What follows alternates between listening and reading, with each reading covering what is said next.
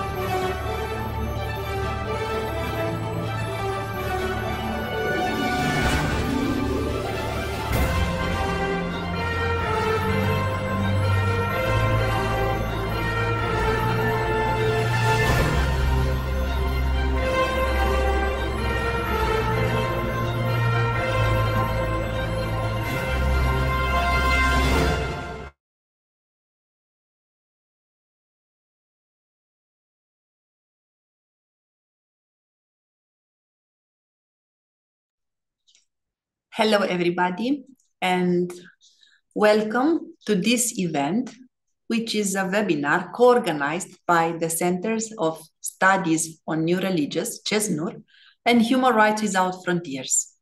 My name is Camelia Marin, and I am a human rights activist, Deputy Director of Soteria International. I am very glad to be here with you today and to briefly introduce the subject. Today, we have a special day, 25 of November, which is the International Day for the Elimination of Violence Against Women. This webinar is dedicated to this special event and also to honor the women of Taijimen. Each United Nations International Day of Observance offers many actors the opportunity to organize activities related to the theme of the day.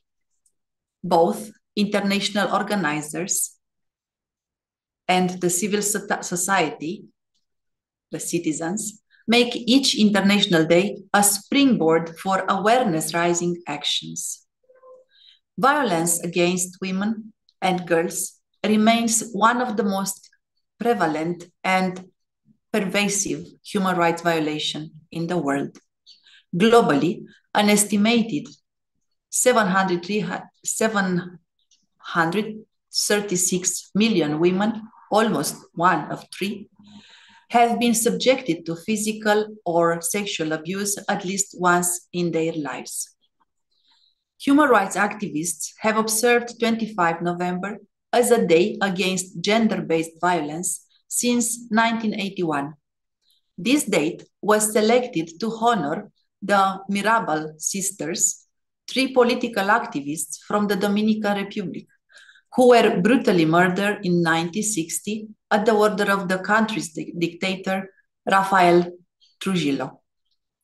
On 7 February 2000, the General Assembly of the United Nations officially designated 25 November as the International Day for the Elimination of Violence Against Women, inviting governments and civil society to raise public awareness on the issue every year on this date. It is important to note that violence against women must be viewed in the context of the atmosphere of violence in society. Today, we will focus on the abuses perpetrated against women from different spiritual communities. We often think that such issues or problems are generated by people who do not respect the laws and by abusive or deviant powerful men who can easily play with the lives of others, especially women. Today, however, we will also examine an angle that is not easy to imagine, but is unfortunately easy to observe in several case studies. There are situations when government officials, in some cases following a hidden agenda, are the ones abusing women physically or psychically. Their aim is to crack down on certain spiritual movements, and the tool used is often to abuse women to obtain from them false statements or confessions. Labeling a spiritual community as cult and accusing the leader of the group of sexual abuse, fraud, or human trafficking by using statements women disciples are induced or forced to sign is a common modality the powers that be are using to persecute religions or spiritual movements they do not like. This was also the main theme of a recently published book where the author, a woman who went through such an experience, concluded that depicting female cult members as naive victims of their leaders, even when they deny being victims, is a form of violence against these women. Thus, the female cult member becomes easily a real victim of violence, not by her religious movement, though, but by the authorities and sometimes by her relatives who believe the accusations spread against the group. Information leaked to the media and published on front-page articles, often with pictures of women portrayed by the authorities as victims of a leader of a new religious movement, regardless of the real statements given by those women, represents also an abuse and a violation of the privacy and rights of these female devotees and an act of violence against them. Are not the authorities the ones who should supposedly protect the female victims? Then why do they expose publicly their names and lives, often in a version modified by prosecutors or media to fit their own agenda, without having those women's permission? And we don't speak about countries where democracy is still under challenge or women's rights are not respected. We refer to case studies of spiritual practitioners and the abuses they suffered from authorities in Romania, Czechia, Italy, Uruguay, and other democratic countries. Also, I want to refer to the situation of women of the Taijimen spiritual community in Taiwan. All the years of accusations and abuses against Taiji men certainly reflected on the private and social lives of its women disciples. They have been ridiculed, bullied, and discriminated against in schools, universities, and workplaces. They have faced difficulties in their family lives, and they have had to devote their best years to fight for justice. The Shifu, the wife of the Taiji men's Shifu Grandmaster, Dr. Hong Tao-tse, was arrested in 1996 together with her husband and later recognized as innocent of all charges, as her husband was also.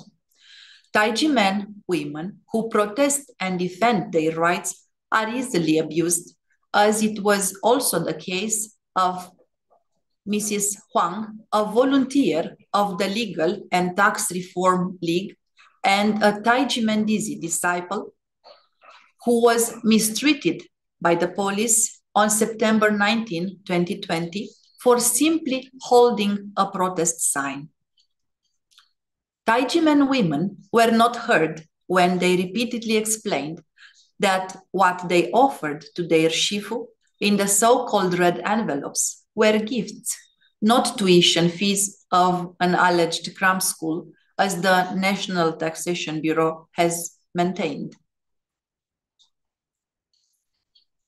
For example, Dong Hang-yi, a Taiji Mendizi, was humiliated when tax bureaucrats refused to see her.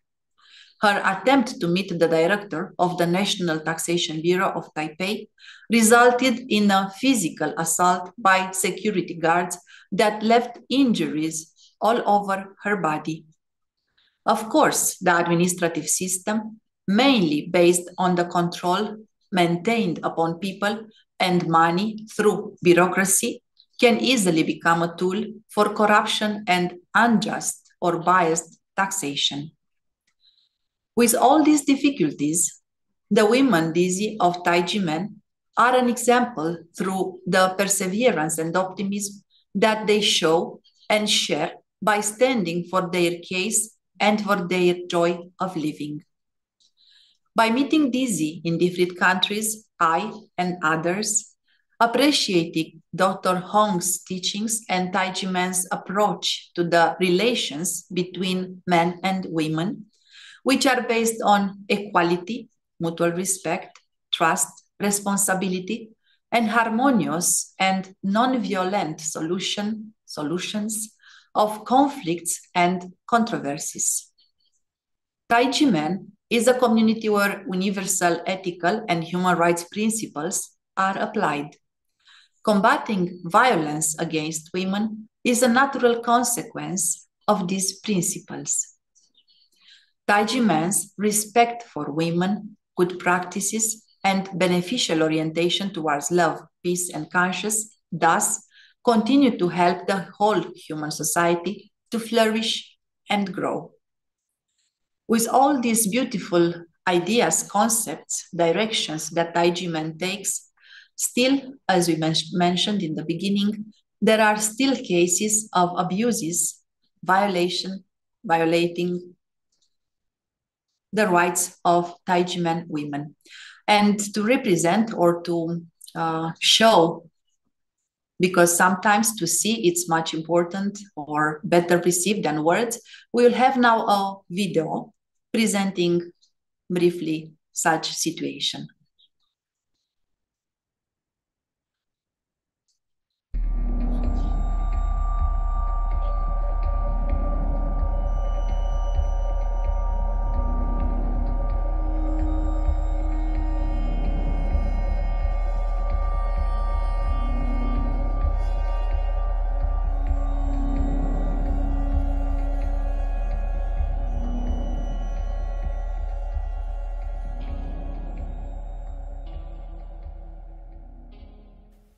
My name is Dongheng E. I'm 63 years old.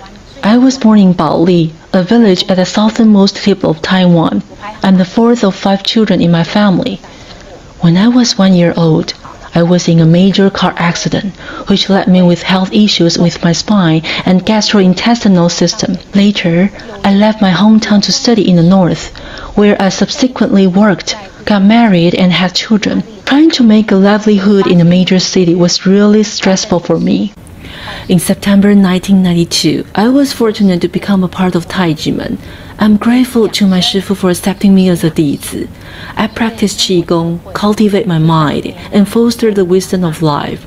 For the last 30 years, I have benefited a lot. I maintain my health in body and mind, have sufficient vitality, and take good care of myself and my family. I also enjoy working as a cultural volunteer with Taijimen by traveling globally to promote Taijimen's culture of love and peace with conscience. Taijimen is a treasure house of self-cultivation. I have the courage to face and solve multiple challenges because of my spiritual belief. For me, I hope I'll never leave Taijimen in life or death. Taijimen is where my soul belongs. I fully believe in Shifu's ideals and see him as a father figure. Therefore, when financially able, I'll give him a red envelope periodically to express my gratitude, similar to what children would do to show respect to their parents. However, the National Taxation Bureau wrongly taxed a Menpai of martial arts and Qigong and falsely claimed my gift to my Shifu as cram school tuition. Their actions deprive me of my right to freedom of belief granted by the Constitution. In the past 25 years, I have taken the initiative to write numerous gift declarations and personally visited the National Taxation Bureau many times to express my sincerity in giving gifts to my Shifu. In December 2011, the NTB allowed the Dizi to fill out the declaration to document the nature of the red envelopes. I filled it out truthfully. The NTB issued a review decision on August 3, 2012.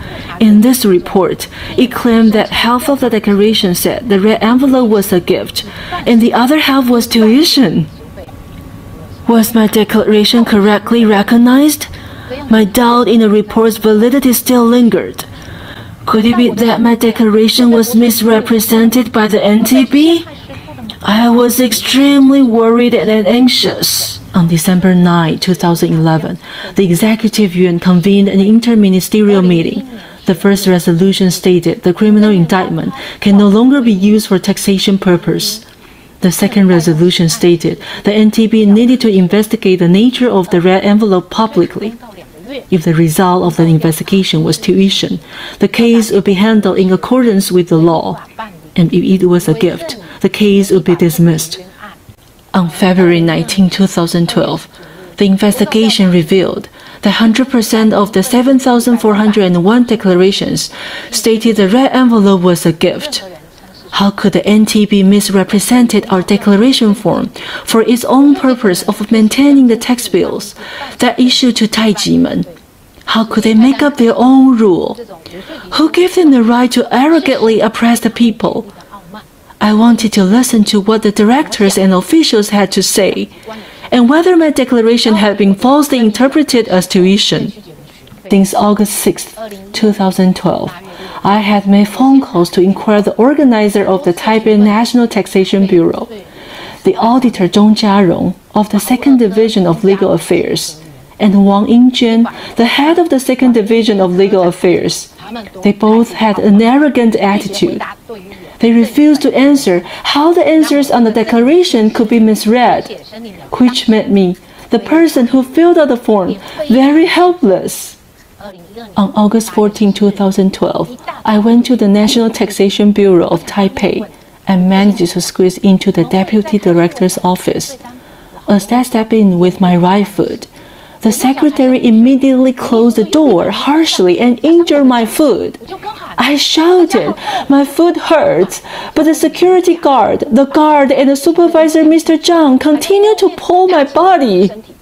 What was even more ridiculous was that Mr. Xingnan were from the Department of Civil Service Ethics, and the even stronger-looking security guard arrived. The 5 men worked together to push and pull me harder. I shouted, "Don't grab my chest, I want to see the deputy." Instead of stopping, they became even more violent, causing my head to hit the wall. It caused multiple injuries to my hands and right thigh and scratches on my chest. The 5 of them did not care that I'm a woman. They grabbed my body unscrupulously, pulled me from the ground, and carried me like a pig.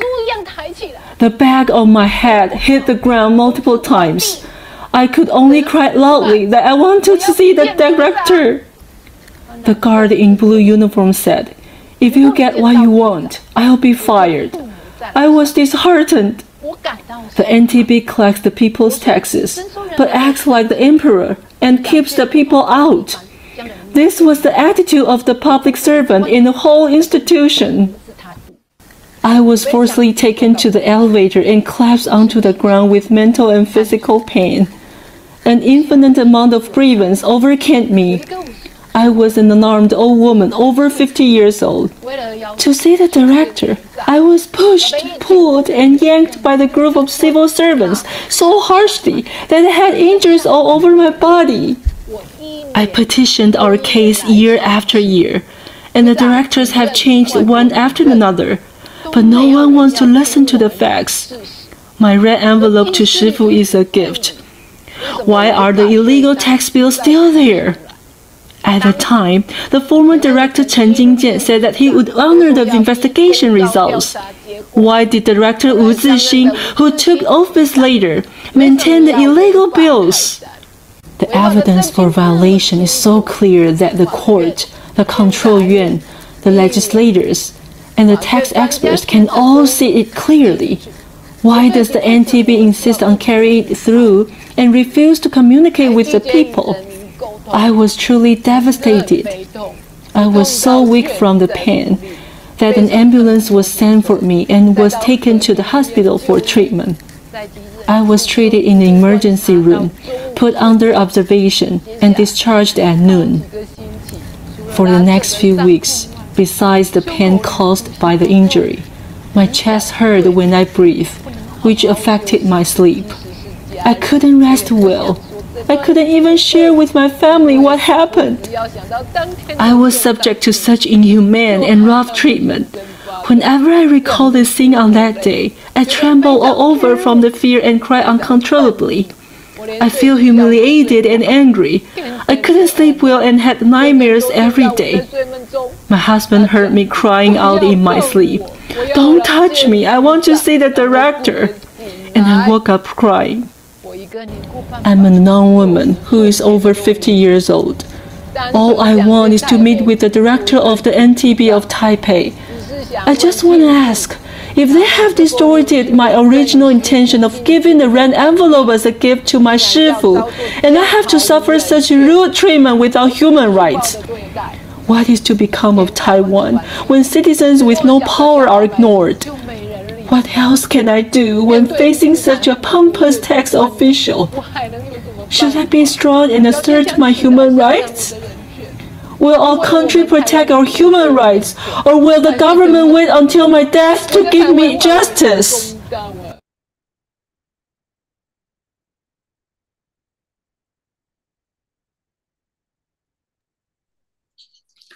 Yes, a lot of sufferance in all these years, in all these situations, and let's hope that at the moment the authorities will take the time to reconsider their behavior and to really take care about their citizens, and especially about women, as they are more sensitive and they need to be protected. And now we will go further with introducing our guests. We have the first one in the order of speaking, Professor Massimo Introvine. He is an Italian sociologist of religions. He is the founder and managing director for the Center for Studies on New Religious, CESNUR, an international network of scholars who study new religious movements. Professor Massimo Introvine is the author of some 70 books and more than 100 articles in the field of sociology of religion. He has served as the representative of combating racism, xenophobia, and discrimination, with a special focus on discrimination against Christians and members of the other religions of the OSCE. And also he served as chairperson of the Observatory of Religious Liberty, instituted by the Italian Ministry of Foreign Affairs in order to monitor problems of religious liberty on a worldwide scale. And now let's have the perspective of Professor Massimo Introvigne regarding the subject of today.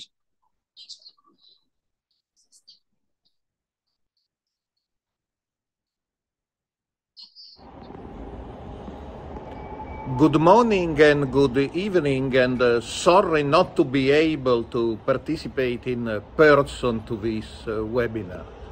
Religion and violence against women have a very complicated relationship. On the one hand, all religions, or most of them, celebrated their women who died as martyrs. But on the other hand, religions are often, and sometimes with reason, accused of having perpetrated various forms of discrimination and violence against women. My analysis today focuses not so much on the large religions, where of course there have been cases of abuses, such as priests and monks abusing nuns, but my focus is on new religious and spiritual movements.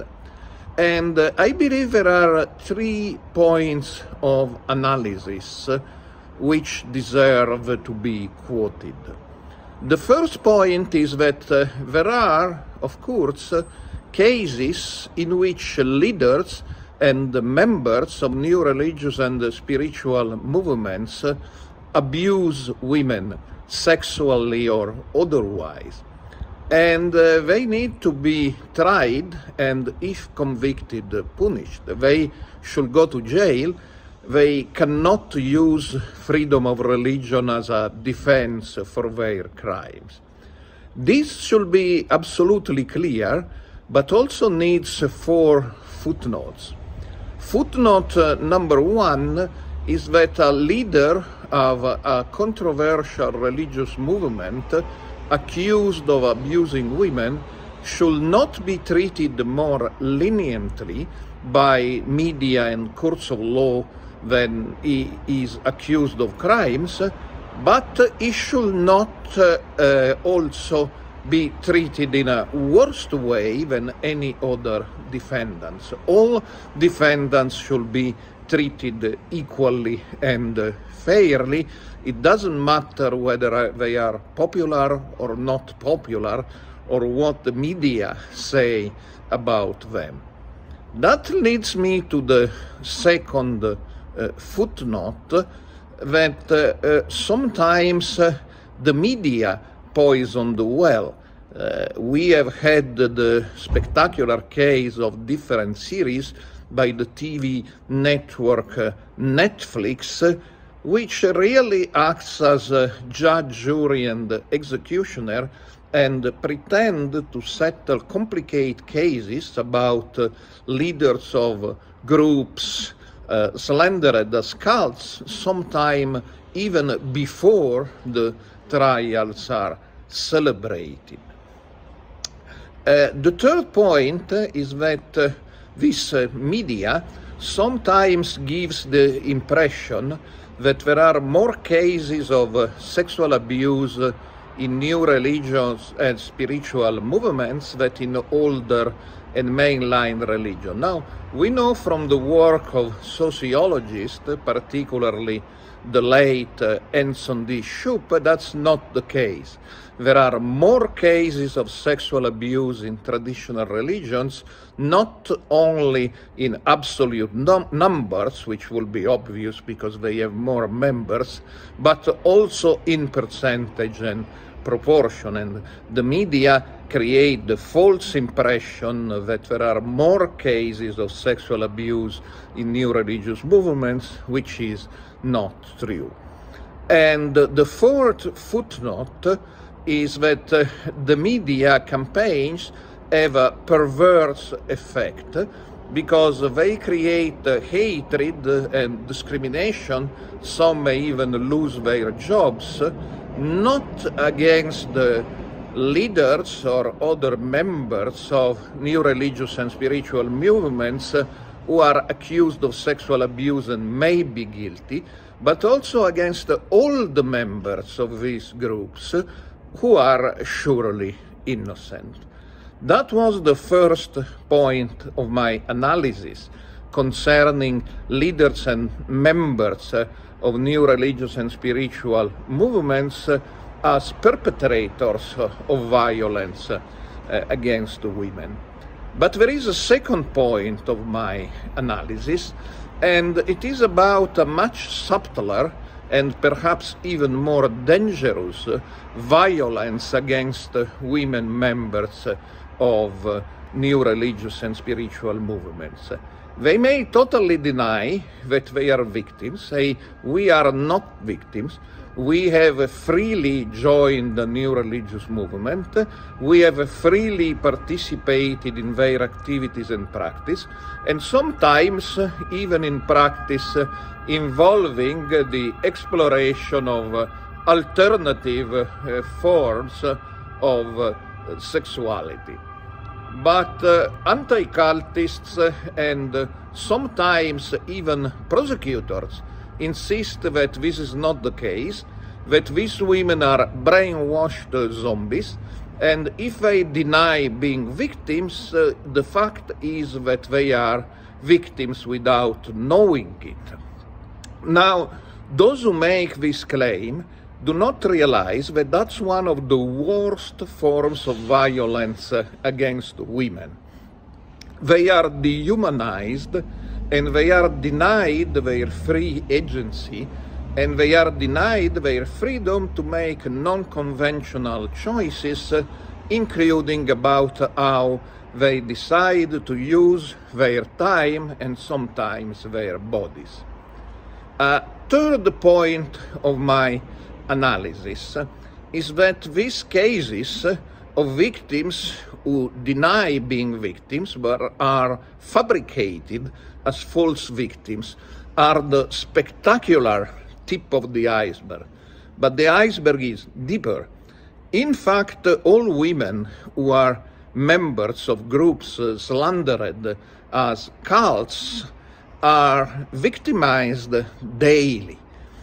My experience, which is not a short experience, proves that women are the most vulnerable, and they are discriminated twice, first as women and second as members of groups stigmatized as cults. But to their credit, I would also say that I have noticed that very often women are the most active and brave in fighting for freedom of religion or belief and in fighting for justice. And this seems to me to be the case in Taiji men. I have seen so many brave women, although of course I have also seen brave men and young boys. But the fact that they are compelled to fight for their rights is another form of violence against women, because it hits their freedom of allocating their resources and time.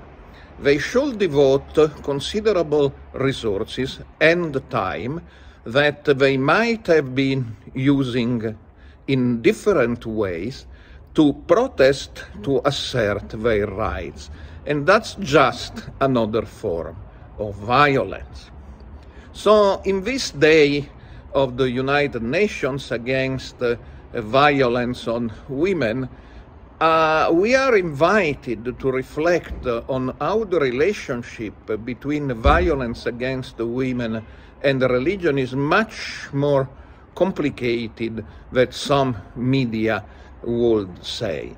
And it is also a day to honor the extraordinary resilience, courage, bravery, and conscience of the women of Taiji Men. Thank you to all. Thank you very much to Professor Massimo Introvine for such a good perspective and wise words. And now we'll move further to our next guest, Maria Varde. Maria is from Argentina, so for sure it's another time frame now, another hour for her. And she is an anthropologist from the University of Buenos Aires. She is lecturer on spirituality and freedom of religion or belief. Maria, you have the floor. Thank you, Camilla. Thank you, everybody. The fight for the eradication of violence against women has been going on worldwide for many years. Women, both because of their physiological condition and of different socio-cultural developments, have experienced greater difficulties in defending and enforcing their rights.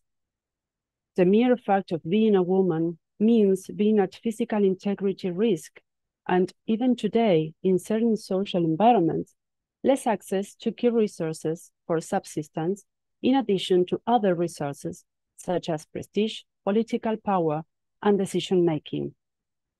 This situation makes women more vulnerable to all types of violence. In fact, numerous international reports on human rights and religious freedom have emphasized in recent years that the effects of discrimination and persecution based on religion or belief are more destructive for women. What these studies indicate is that defamation and persecution of religious minorities often have a varied ramification in different types of violence against women, from discrimination or segregation to unequal access to justice, rape, forced marriage, and even murder. What we see is that in different societies, gender inequality overlaps with other inequalities, leaving women from spiritual and religious minorities at a greater risk of violence. On this occasion, I offer some examples of how institutional violence and the misuse of laws in contexts of religious or spiritual intolerance led to violence against women. The 1996 raid on various Taiji Men Academy headquarters and private homes of its DC, due to the false accusations of prosecutor Hou Guangzhen, generated numerous instances of physical and psychological violence for the female Taiji Men DC. For example, Peng Lichuan was detained incommunicado for 40 days by order of prosecutor Hou, mistreated and illegally interrogated without any care for her physical or psychological integrity or that of her family, including her 7-month-old son, who only learned of her whereabouts 6 days after the arrest. The race and media slander, with headlines linking the Taiji Men Academy to grotesque accusations, led many female Jis to suffer discrimination and mistreatment by their families, friends, and schoolmates, to the point of breaking off relationships and also creating the risk of domestic violence. Several DC even lost their jobs and their reputation due to the public scorn. All of this generated great suffering and sadness in these women, leading in some cases to serious health problems and even death, as in the unfortunate case of Wen Xiuzhen. But this is not limited to the events of 1996. Zhong Heng-e told us earlier how she was physically attacked by security guards when she tried to approach the director of the National Taxation Bureau of Taipei, leaving wounds all over her body. She also mentioned the pain and humiliation she suffered for years when she tried by all means, but unsuccessfully, to make the authorities understand that the Taiji Men Academy was not a cram school, but a martial arts and Qigong Menpai whose Shifu received gift rather than tuition fees.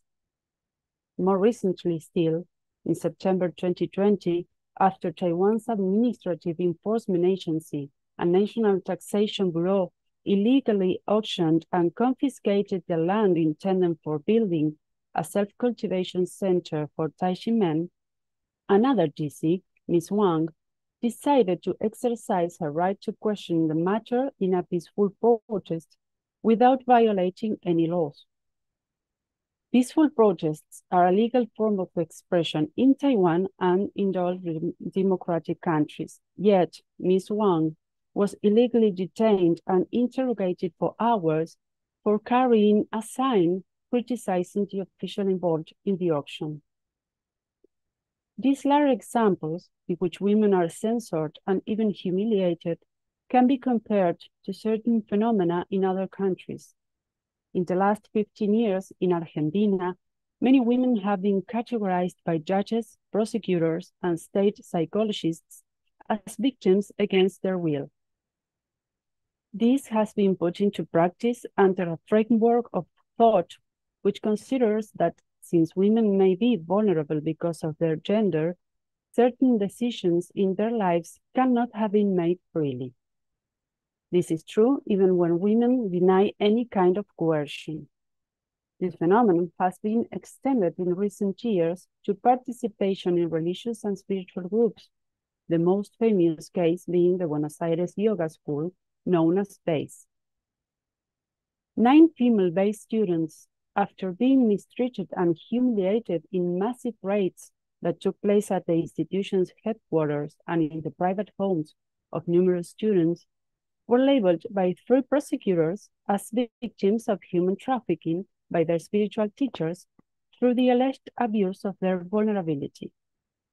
These 9 women have emphatically stated at every possible opportunity that they are not victims of exploitation and that they joined BASE voluntarily because they felt that their lives and personal relationships had been improved by practicing the school's philosophy.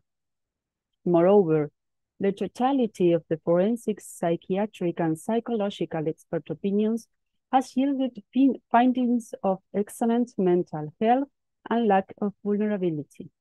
But the prosecutors, who continue to label them as victims, argue that these women cannot understand their role because they have been brainwashed, and therefore their testimonies cannot be taken into account.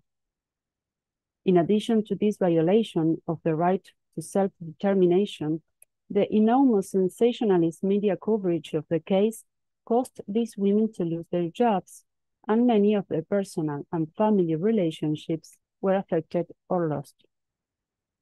This case, like those of many Taishi men female DC, demonstrates that women are easily abused when they try to raise their voices, and that they are frequently exposed and questioned about their private lives and choices. The violation of the right to privacy is compounded by the fact that such exposure generates a series of social and occupational repercussions that very often severely affect the lives of these women. I shared these examples, which are only a few of many, because they are representative of different forms of violence and discrimination against women, but they are also inspiring. Currently, the 9 female-based members have filed a complaint against the prosecutors who labeled them as victims and silenced their voices, something never seen before in Argentina. The female DC of Taishi men are ever present in peaceful protests, in artistic demonstrations, and in the international fight for human rights and justice for Taishi men. All these women have proved themselves tenacious and brave, all the contrary to being vulnerable and weak. They are a model for all of us. We can have different approaches to feminism. As a matter of fact, scholars and academics are now talking about feminisms in plural. But whatever branch of feminism we stand on, there is one common thing we all must defend: the freedom of all women to choose and create the life they want. This, of course, must include freedom of religion or belief. Contrary to what many might think, freedom of religion or belief can help against discrimination and thus against gender inequality and violence against women by allowing women to freely follow the spiritual path they desire. And this necessarily implies the freedom of expression of their ideas. It is imperative today more than ever that we listen to the teachings of Taiji-Men Shifu, Dr. Hong, who invites us to care for and safeguard equality between men and women with responsibility, respect, and conscience, and to reject all forms of violence against women. Thank you very much for listening. Thank you very much, Maria. And yes, indeed, so touching examples and moments in life. For sure, we all learn from all our life experiences. Sometimes the learning comes in a more easier way, but sometimes in a very harsh way. And now we'll move to our next speaker, and in the same time, the one who will guide the second part of our webinar, Willy Fautré. Willy is a former chargé de mission at the cabinet of the Belgian Ministry of Education and at the Belgian Parliament. He is the director of Human Rights Without Frontiers, an NGO based in Brussels that he founded in 1988. His organization defends human rights in general, but also the rights of persons belonging to historical religions, non-traditional and new religious movements. It is apolitical and independent from any religion. Willy organizes conferences at the European Parliament, including on freedom of religion or belief in China. For years, he has developed religious freedom advocacy in European institutions and at the OSCE and at the United Nations. Willy, please, the floor is yours. Thank you, Camelia. I'm very happy to see you again.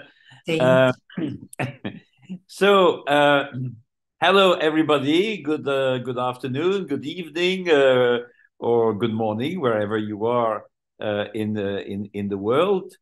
And the second session, as usual, will be devoted to the DISI, and we will listen to their experience with great attention. But I think that first we will get a video to watch.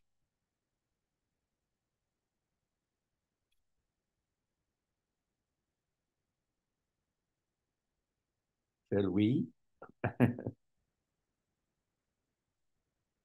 Okay, so, well, I can start with my introduction to this session anyway. So today, 25th of November, marks, as it was said before, the International Day for the Elimination of Violence Against Women.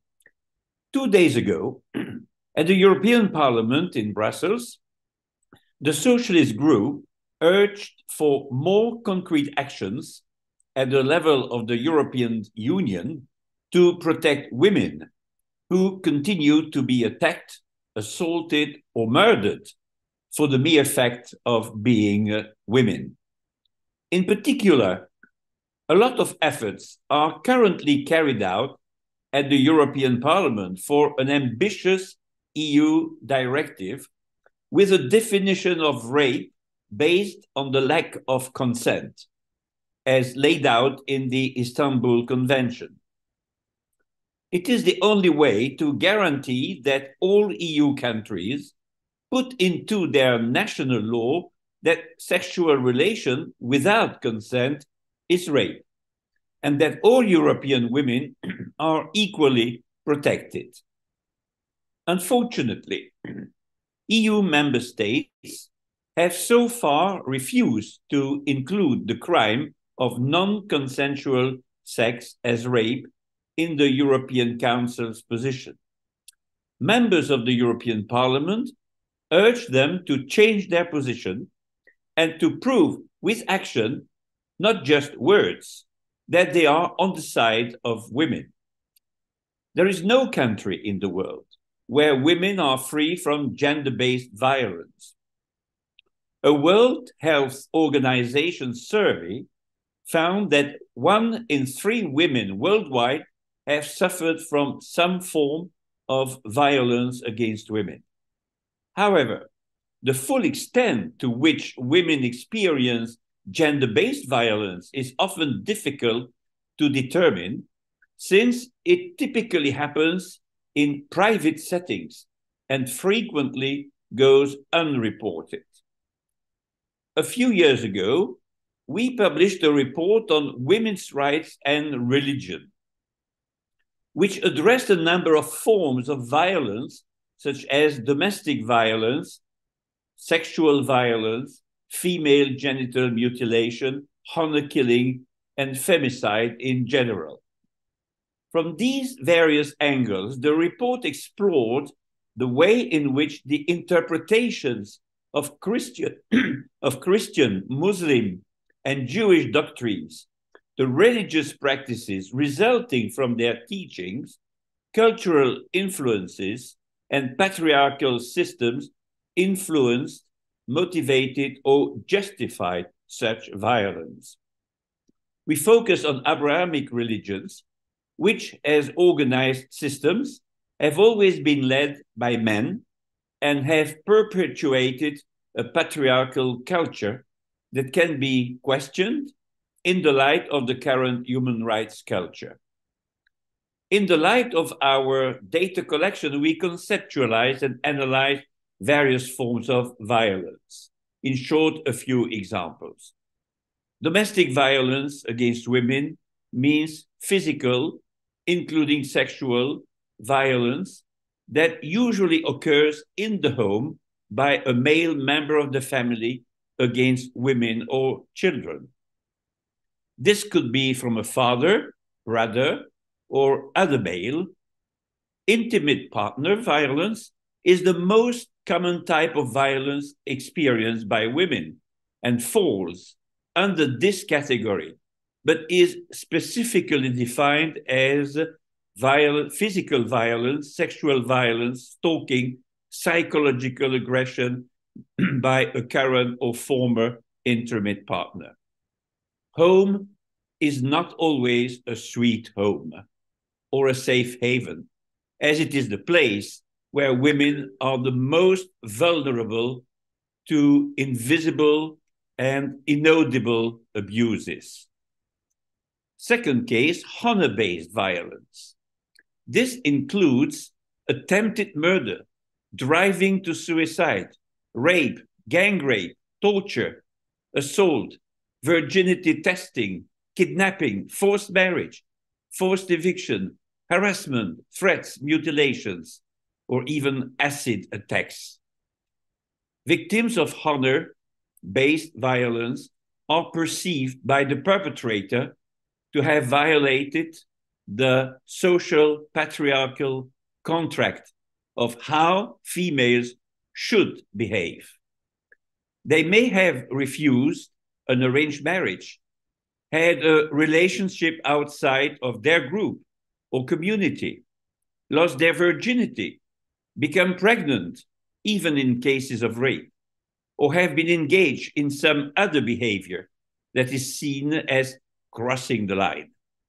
Violence is then inflicted upon the person to restore the so-called lost honor and to control their behavior, their sexuality, their dress, the communications with the opposite sex, and so on.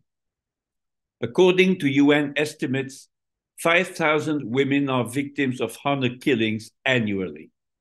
However, the often private nature of honor killings results in underreporting. Some civil society actors estimate that there may be up to 20,000 honor killings per year globally. The third and last case is the female genital mutilation, a form of gender-based violence and a serious health issue. According to the UN International Children's Emergency Fund, FGM, as it's called as an acronym, female genital mutilation, is found worldwide with an estimated 200 million or more girls and women having been cut. We have mainly collected cases of FGM in African countries such as Egypt, Gambia, Ghana, Guinea, Kenya, Liberia, Sudan, Uganda. But through immigration from those countries, EU countries, the UK and the USA are now also concerned by the phenomenon. In conclusion, a lot remains to be done to protect women and girls from all forms of physical and psychological gender-based violence, in particular, but not only, when it is justified by religion, culture, and tradition. In the Taiji community, men and women are treated equally in conformity with the teachings of Dr. Hong. In Taiji, many Dizi are young women, and a number of them are still in search for an engagement. Defending women's rights and gender equality is a noble mission in which they can invest their time and their energy to put into practice the spiritual teachings and training they have received from Dr. Hong. And that will be my last word for this introduction to the second session of this webinar. And now we will see if we are going to get the video or not. If not, I will give the floor to the first Dizi. Hi, everyone. My name is Brenda Chen. To stay far away from the nightmare caused by prosecutor Ho Kun-ren, I have moved to the United States for almost 18 years. On Christmas Eve in 1996, there was no peace in my family. Even though no one accused my dad of any crime, he was detained and not allowed to communicate with others by the prosecutor for 4 months. Our house was searched. We were scared and didn't know when my dad would come home. By means of hunger, fatigue, and threat, the prosecutor just wanted my dad to testify against my Shifu. He threatened that my mom would be 10 too, and that nobody would take care of my sister and me. He was trying to force my dad to make false testimony. My dad listened to his conscience and told the truth. The prosecutor was very angry and extended my dad's detention by 2 months without any justified reason. While my dad was being detained, my dad's brothers blamed my mom. My sister even received a threatening note at school. Before retirement, my dad was the chief financial officer of a famous company with outstanding credit. However, because of prosecutors' illegal investigation, his credit was totally ruined. 2 or 3 days after my dad was released on bail, the bank withdrew our mortgage. It was impossible for my parents to make ends meet only on my mom's salary. My dad had to ask our relatives for help. However, because of negative news reporting about Taiji men, they were not willing to help us and even laughed at my dad. Afterwards, because of negative and false press reports, my mom, who worked in the Ministry of Justice, was under a lot of pressure and was forced to retire early. My sister and I went abroad to leave the heartbreaking place. She went to France, and I came to the United States. Years later, my dad received national compensation for unlawful imprisonment. But nothing could ever compensate for our pain and suffering from this incident. 7 years ago,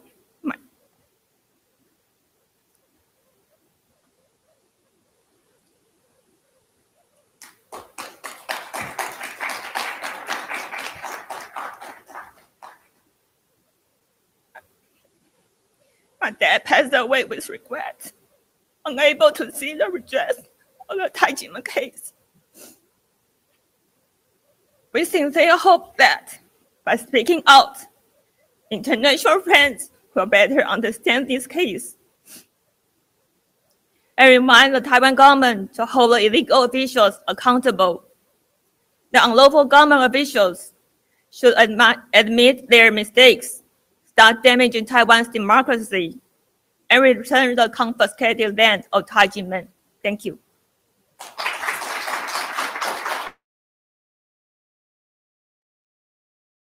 Yeah, and so now we will give the floor to the first Dizzy J.C. Shu, an engineer. The floor is yours. Thank you, Willie. Hello, everyone. My name is Jessie.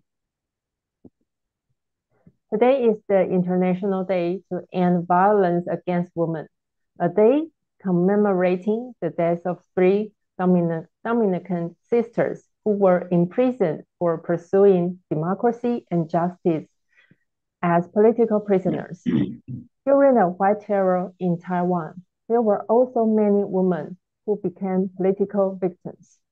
The Taiwanese historical movie, Untold Her Story, released last year, is based on true story, depicting the resettlement and ideological re-education of female political victims during the White Terror. Under authoritarian terror, women's bodies, lives, and livelihoods can become a channel of punishment, such as the direct separation of mothers from their children, which is also a gender-based adversity and suffering. Although the era of White Terror is over, women are still prone to gender-based suffering in the face of violence by political authorities. For example, this happened in the Taijimen case, which is known by experts and scholars as the February 28th tax and legal incident. But 27 years have passed, and the perpetrators have never apologized. So today, on the UN International Day to End Violence Against Women, I would like to speak out for a great woman who is both gentle and strong. My 师母, Mrs. Yu, the wife of Zhang of Taijimen. I'm very fortunate that when I was a child, I joined Taijimen with my parents so that I have the opportunity to have such a happy and positive family. My 师母 takes care of Shifu and his deeds like a mother. She always has a smile on her face. When Shifu was giving lectures on the stage, Shimu often accompanied by his side with patience. However, in 1996, when the Taijimen case started, there was no accusation. In order to clear up the case as soon as possible, Shimu actively cooperated with the prosecutor's investigation and went to the Taipei City Investigation Office on December 23rd to give an explanation. At the time, Shimu said that she had just undergone a surgery and that her wounds had not yet healed. At the time, Shimu had already been taken into custody. Shifu had already been taken into custody, and their children were in foreign countries in need of care. However, Prosecutor Ho Kwan-ren still detained Shimu and banned her from being seen because of the risk of fleeing and colluding with witnesses. On the same day, Ho Kwan-ren successively froze all the property in the name of Shifu and Shimu, regardless of whether they were related to the case or not. All of them were frozen without leaving a penny. At the end of the 2-month detention period, Ho Kwan-ren continued to extend Shimu's detention for another 2 months for the same reason, but never summoned Shimu, Taijimen deeds, or plaintiff to confront during this period. He only threatened Shifu and Shimu in the course of the investigation to extradite their children, who were studying abroad, back to the country, thus coercing Shifu and Shimu. As a result, Shimu spent every day in a detention center, worrying about her children and these, frightened and helpless, crying in secret, and having trouble sleeping at night. The wound that had not yet healed from the operation was not well taken care of and festered in the crowded and humid environment of the detention center until a female bailiff found it one day, a month later, and hastened to heal with the wound. At that time, Shifu and Shimu were suddenly taken into custody. At the same time, normally, it was Shimu that would send monthly living expenses to their children, but with the sudden change of the events, their children abroad did not know why their parents were imprisoned for nothing, and no one in Taiwan knew how to contact them. With their living expenses cut off, they could only borrow money from their classmates or friends, and they even had to sell their old cars to survive, and had to survive by eating 3 meals with instant noodles. Hokkaido ignored the physical condition, used their relatives to extract confessions, interrogated and intimidated them, and deliberately inflicted mental and physical pain on people, which is a form of torture. As a mother of her children and Shimu of all these in Taijimen, it is hard to imagine how Shimu could have survived such a difficult time when her small family and her large family were in such great peril. The prosecutor Ho repeatedly delayed the indictment until the expiration of the 4-month detention period in the absence of concrete evidence. Hou Kuan-ren's abuse of power caused Shifu and Shimu to be restricted from leaving the country for 751 days after the court ruled that they should be released on bail.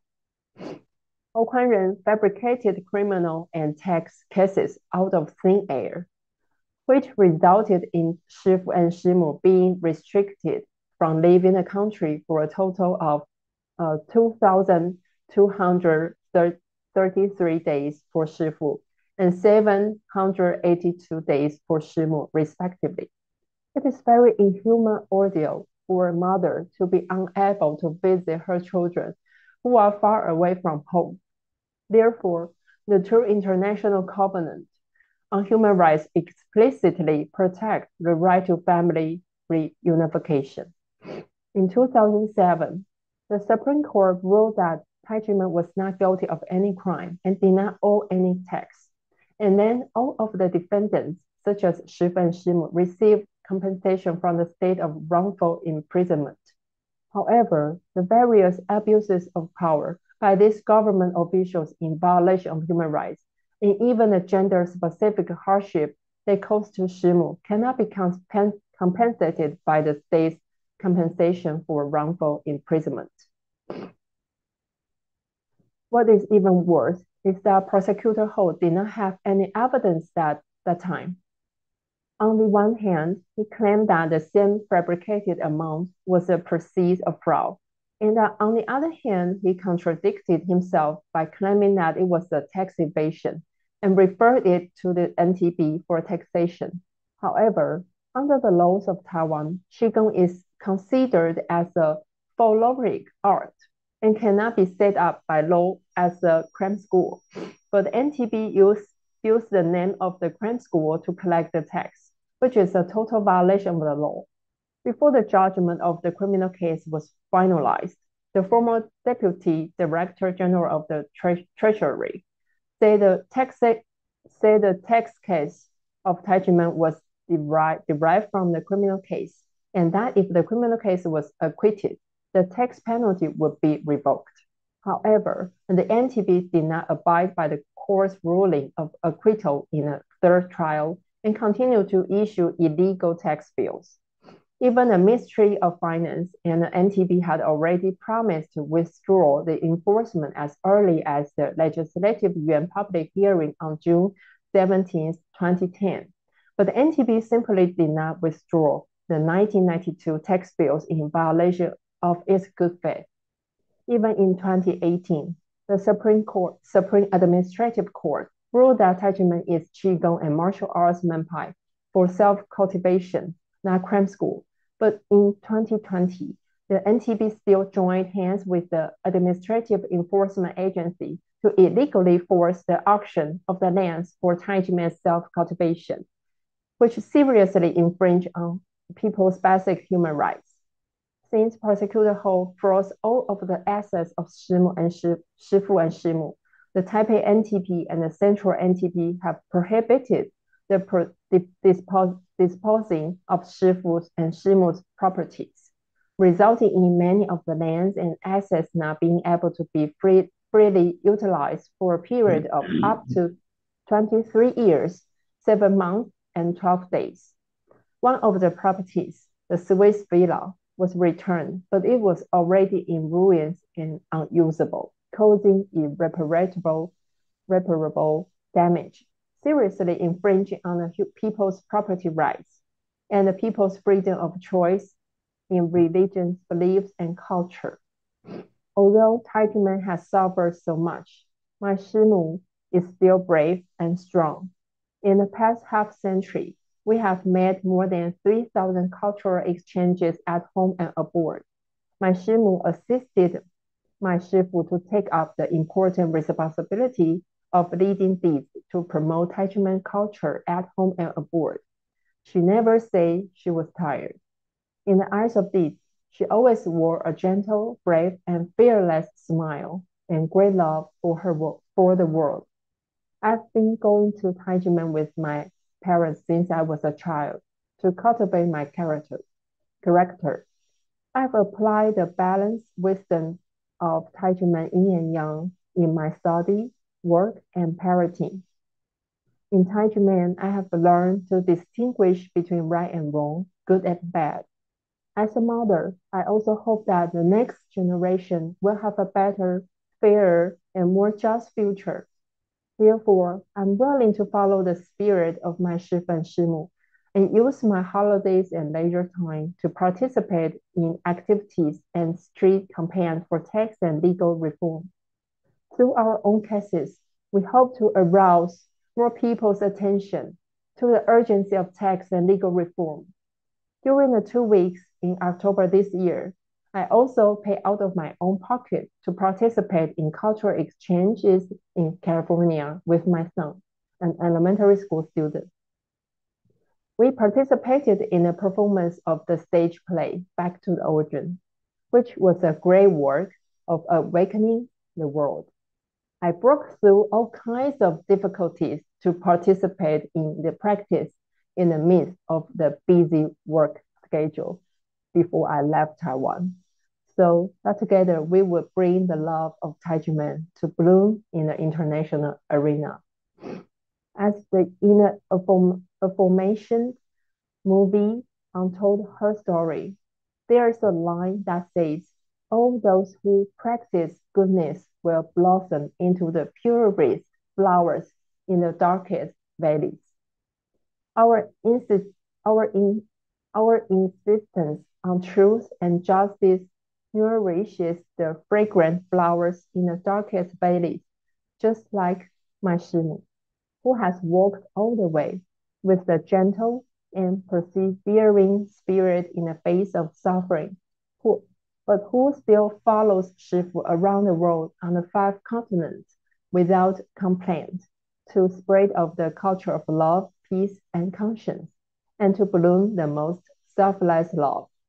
Today, I would like to appeal to all presidential candidates in Taiwan that in order to promote transitional justice and judicial reform, we need to immediately rectify the Taijimen case and return the land that was illegally auctioned off to Taijimen.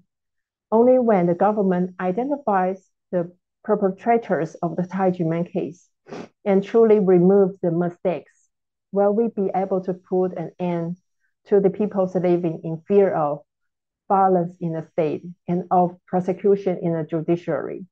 Women will also be able to reduce their gender-specific suffering under government authority, so that Taiwan can truly move toward a free country with democracy and the rule of law. Thank you, everyone. And thank you so much, J.C. Su, for insisting so much about the so close collaboration between the Shifu and the Shimu, between Mr. and Mrs. Hong. It is indeed in the couple first and the family first that the example of the respect for women must be taught to children, shown to the close social environment and beyond, to the outside world. It's together that Mr. and Mrs. Hong were arrested. Both were victims of the state violence, as you said, husband and wife, equally, both unjustly spent several months in prison. At that time, Shimu had just undergone a surgery and her wounds had not been healed yet. At that time, the children were in foreign countries in need of care. Both were deprived of any contact with their children. It was really a torture. Moreover, prosecutor who prohibited them from leaving the country for more than 700 days after the court ruled that they should be released on bail. Both Mr. and Mrs. Hong supported each other when facing injustice from the tax administration and prosecutor Hu on the other side. And I thank you for really stressing and highlighting that dimension of the ordeal that they went through. And now we have a second speaker, second DC, Robert Tsai, a university student. The floor is yours. Thank you, Willie. Hello, everyone. I'm Robert. Today is the International Day for the Elimination of Violence against women, and I'd like to share my opinions about this day. I am a Taijimen Dizi and have grown up here since I was a child.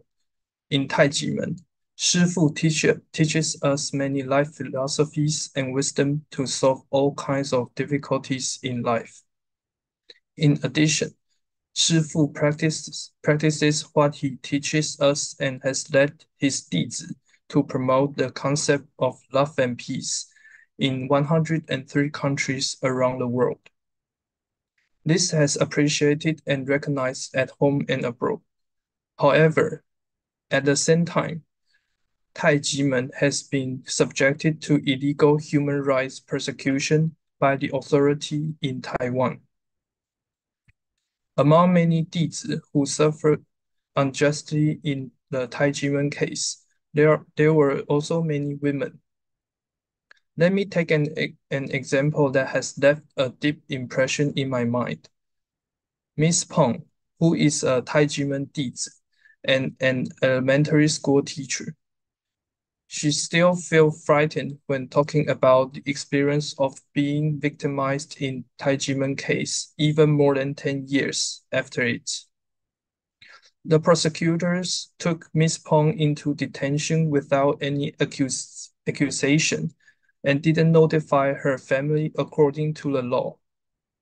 At that time, her family needed her care, but she disappeared suddenly. So her family and colleagues were all very anxious about it.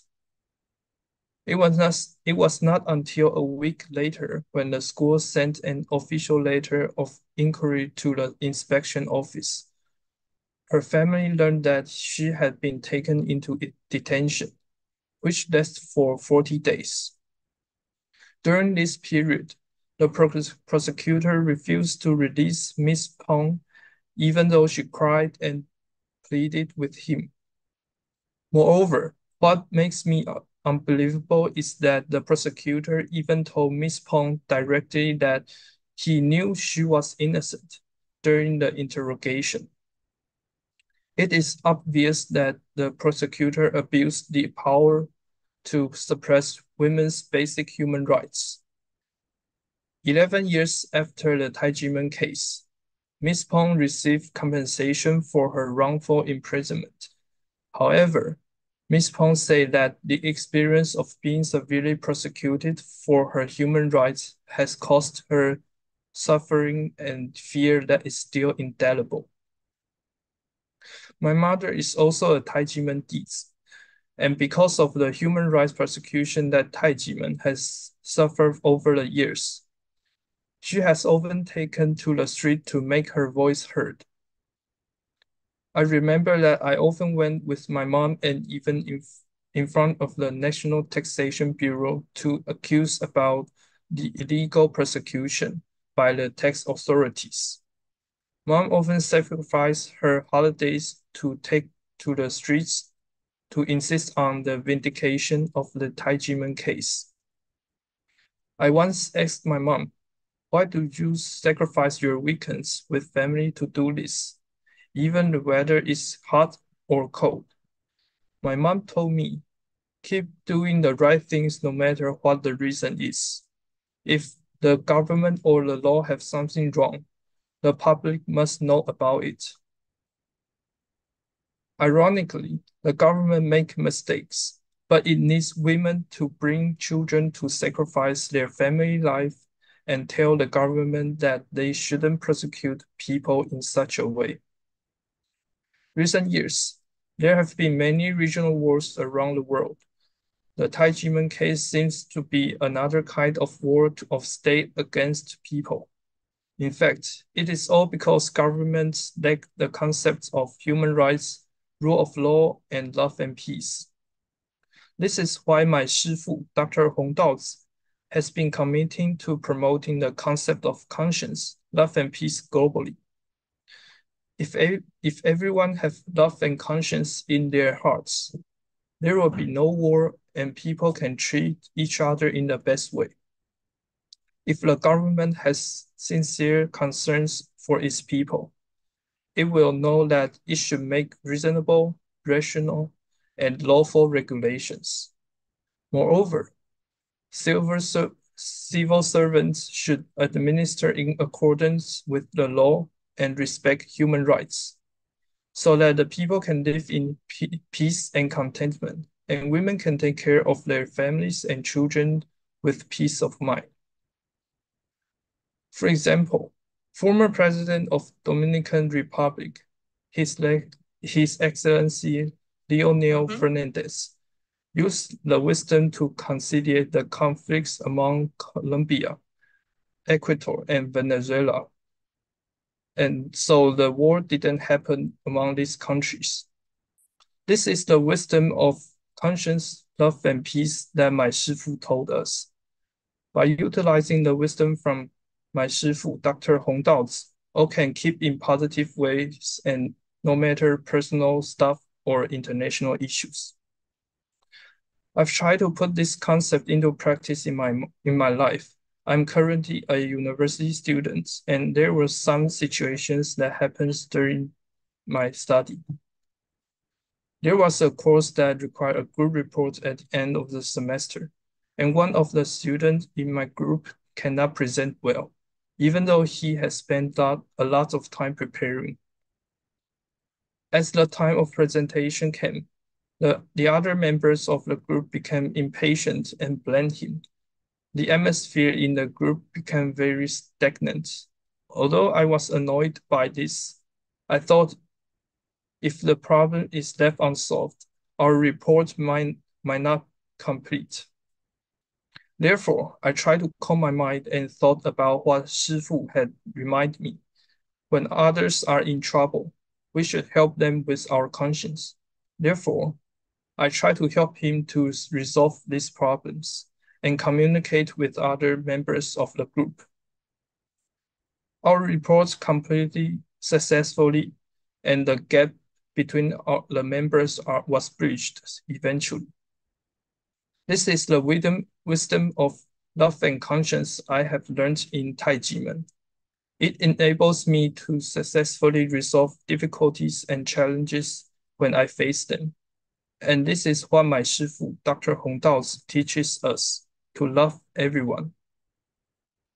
Therefore, I think that the government officials and legislators should also show their love and conscience, put themselves in people's shoes to understand their needs, and implement amendments to the relevant laws so that women will no longer be subjected to human rights infringement, and the most basic human rights of all people will be safeguarded.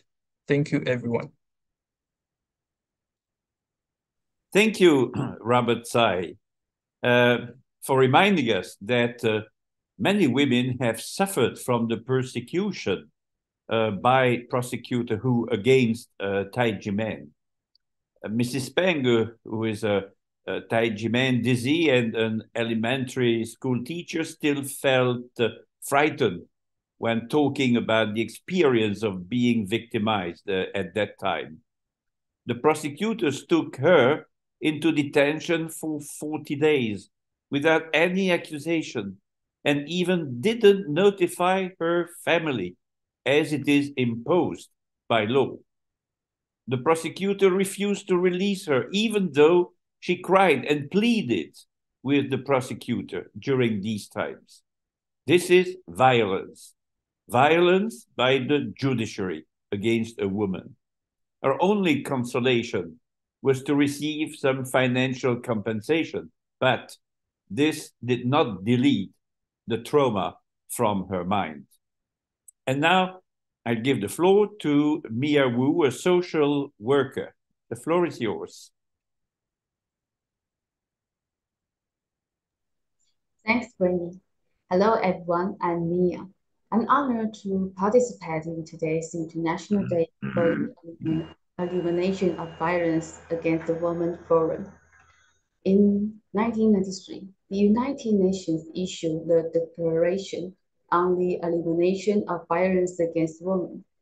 The declaration defines violence against women as any gender-based violence causing physical, mental, or sexual harm or suffering to women. It lists various forms of violence, including domestic violence, sexual abuse within families, harassment, intimidation, or forced prostitution in society and the workplaces, and the action or tolerance of various forms of violence by nations. In 2015, the United Nations announced the 2030 Sustainable Development Goals, with Goal 5 being achieve gender equality and empower all women and girls, and Goal 10 being reduce inequality within and among countries. These goals continue to emphasize the elimination of inequality, discrimination, and violence based on gender. Narges Mohammadi, the 2023 Nobel Peace Prize recipient, who was arrested 13 times, convicted 5 times, and sentenced to 31 years imprisonment and 154 lashes for her human rights efforts to end forced veiling and the death penalty, all expand the ongoing challenges. The Me Too movement, originating in Hollywood and spreading to Asian countries a few years ago, and the increasing cases of domestic violence and high unemployment rates for women during the COVID-19 lockdowns, highlight that despite UN appeals and the legal constraints on gender equality worldwide, unfair treatment of women persists. A 2021 World Health Organization report revealed that 1/3 of women globally have experienced physical and sexual violence, it has not been effective in reducing the unfair treatment of women, emphasizing the urgency to end violence against women. In today's society, women are still vulnerable, especially older women. Despite the emphasis on substantive equality globally, Taiwan has established relevant measures. However, if the laws or law enforcement officials themselves lack a sense of gender equality, they may become perpetrators. In Taiwan, there is a case.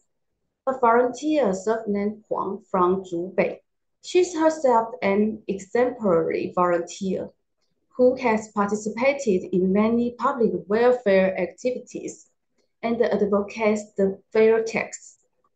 However, after learning that Taiji Men, an organization that advocates love and peace and spreads positive energy, has been falsely accused by an unscrupulous prosecutor of religious fraud and tax evasion by crime school on the basis of raising goblins.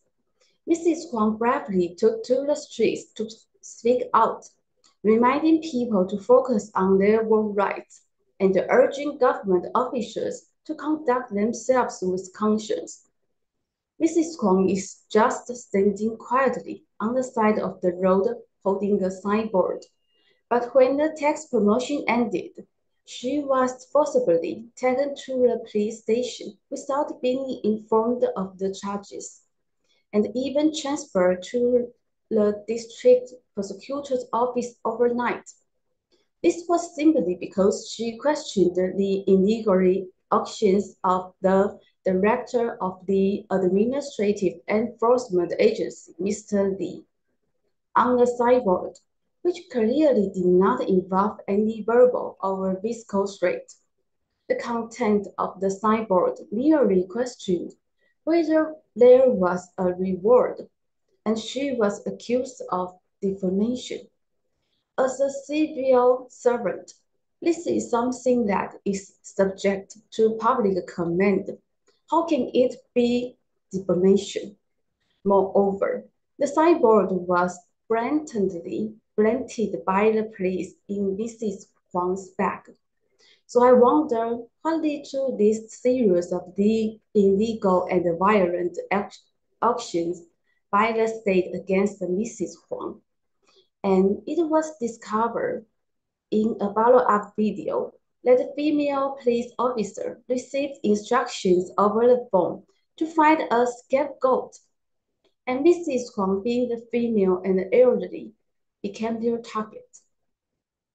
On April 22nd, 2021, in Zhongli, Taoyuan, a music teacher surnamed Zhang was arrested on the spot by police officers for refusing to be checked.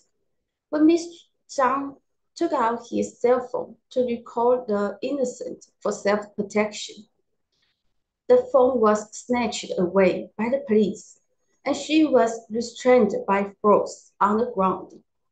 Eventually, she was handcuffed and taken into custody for obstructing official duties. This incident has shocked various sectors. Can someone really get into trouble just by walking on the street? The Taoyuan District Court ultimately ruled that the police officer surnamed Ye involved in this case was convicted of using his official position to commit coercion and deprivation of liberty. But Mrs. Huang was subjected to false accusations, and the press releases by the Xie chief of the Zhubei police substation during the performance of his office duties, and was later diagnosed with PTSD.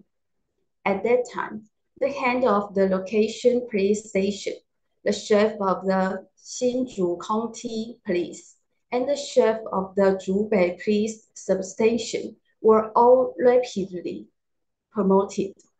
Does this really demonstrate the nation's disregard and the violence towards women's empowerment in Taiwan?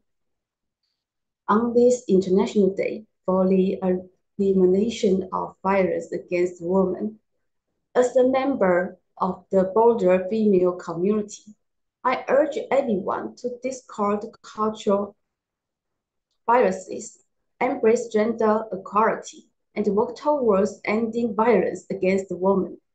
Achieving a world of true love and peace requires governments to fulfill their responsibilities, establish ecosystems,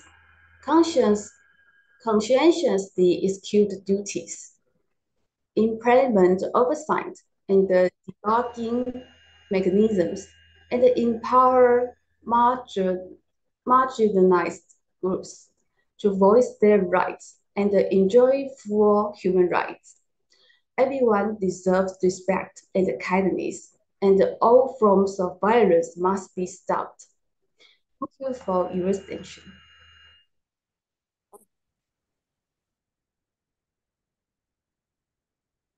Thank you.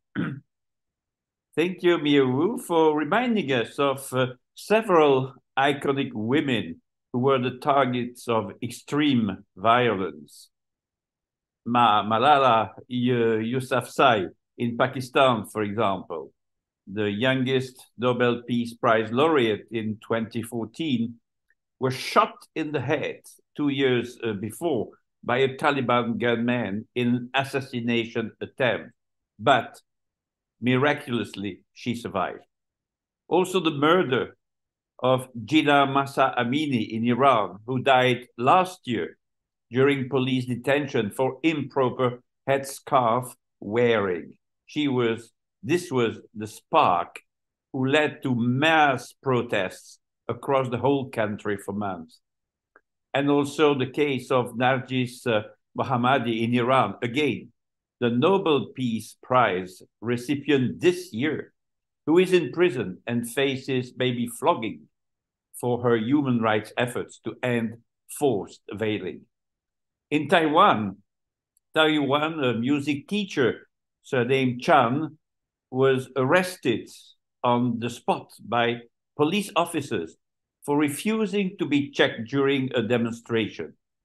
She took out her mobile phone to record the incident for self-protection, but the police snatched it away, restrained her by force on the ground, handcuffed her, and took her into custody.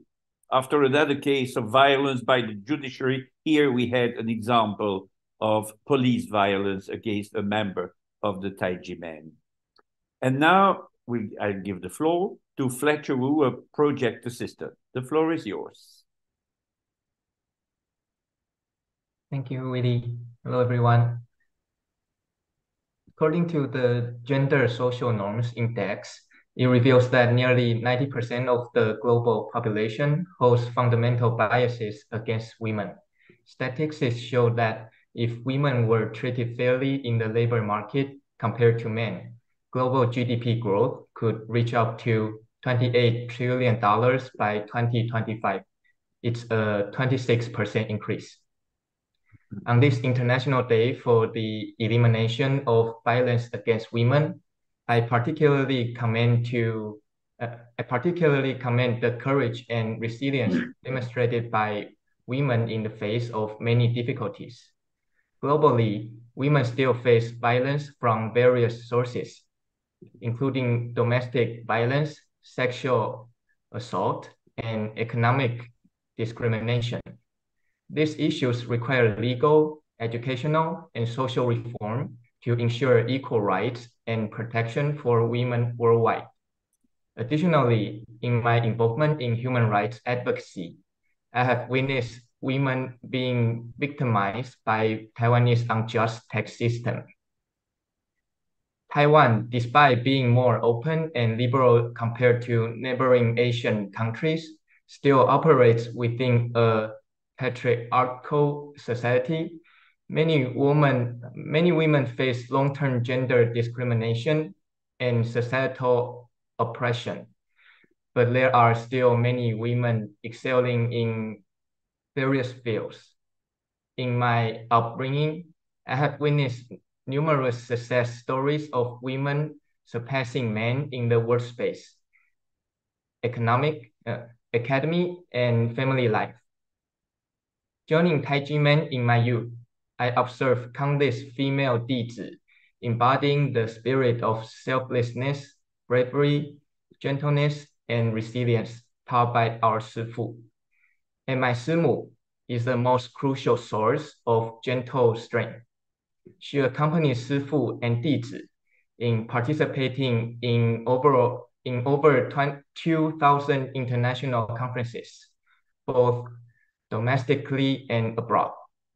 For an ancient spiritual self-cultivation Menpai, Simu holds a vital role. She is an unseen pillar of warmth and determination. She gives Sifu the most substantial support and offers the Dizi the most affectionate encouragement. However, throughout the years of Taiji Men's unjust treatment in Taiwan's legal and tax process, prosecutors have continuously frozen all assets under the names of Sifu and Simu, regardless of their relevance to the case. Everything is frozen, not a penny is left untouched. The prosecutors even went as far as threatening Sifu and Simu to depart their children studying abroad back to Taiwan. Simu unjustly endured 155 days of imprisonment without specific charges and only voluntarily assist in an investigation. Simu is one of the women who suffered the most severe human rights persecution in the Taiji Men case. Despite facing the persecution, Simu fearlessly persists, standing alongside Sifu and fellow Dizi, and the fellow Dizi, defending justice and righteousness against the violence imposed by the government. Moreover, the female Dizi of Taiji Men boldly stand at the forefront of protests in their resistance against the injustice of Taiwan's legal and tax system. They bravely voiced the settlements of people subject to persecution, demanding that the government uphold justice for the people.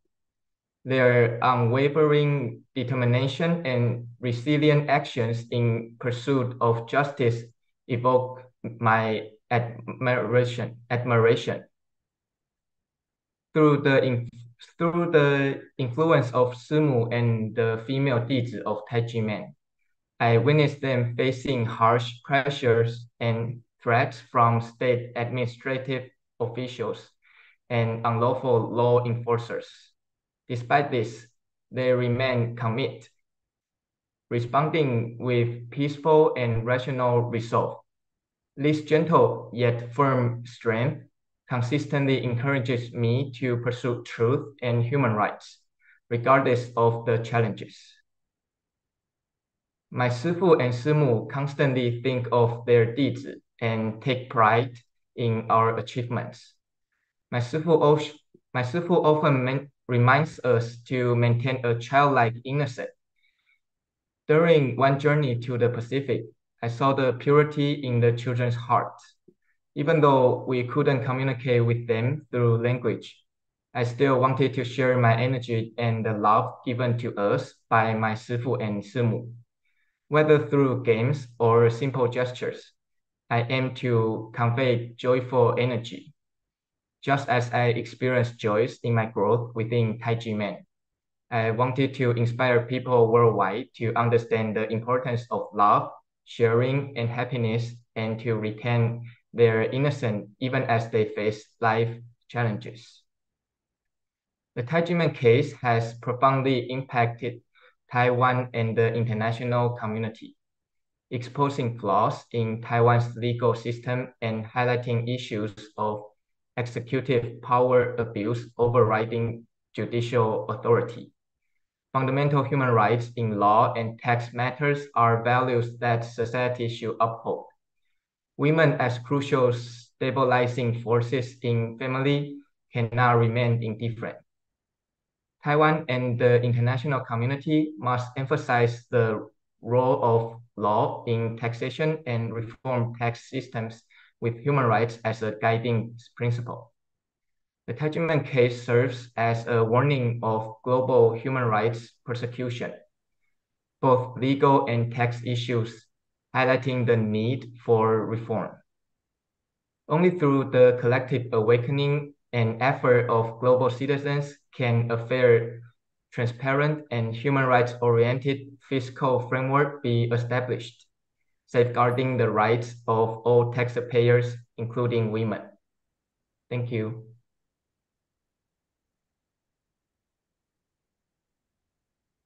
Yeah, and thank you, Fletcher Wu, especially for insisting on gender equality and the benefit that society and the country derive from the practice of this value in Taiwan in particular.